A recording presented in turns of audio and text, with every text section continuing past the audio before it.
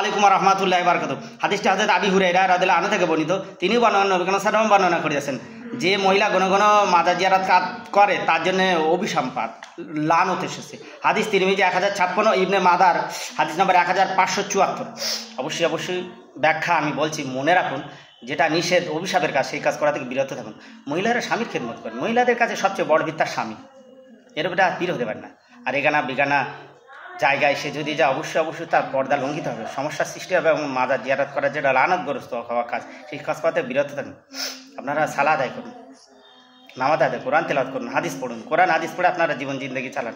পীরের মাজারে গিয়ে আপনারা হতে বসে থাকেন, আপনার কিচ্ছু দিতে পারবে না, তারা কিচ্ছুই দিতে পারবে না আপনাকে। অবশ্যই মনে রাখা উচিত। দেখুন, তাই যদি হতে পীরের আওলাদ পীর হরে, পীরের আওলাদ পীর করে, আপনার কোনোদিন করেছে পীর? বা আপনার ছেলেরা করেছে, আপনার স্বামীদারে করেছে, বা আপনারা কোনোদিন পীর করেছে? তাই যদি হতো অবশ্যই আপনাকে দিত। ওই জন্যে যদিও তার কিছু করতে হয় তাদের নিজেদের জন্য করবে, নিজের আওলাদ পরিবার পরিজনের জন্য করবে, আপনার জন্য কিছু করবে না। আমাদের আল্লাহমুখী, কোরআন হাদিসমুখী, আল্লাহ রসুলমুখী হওয়া উচিত।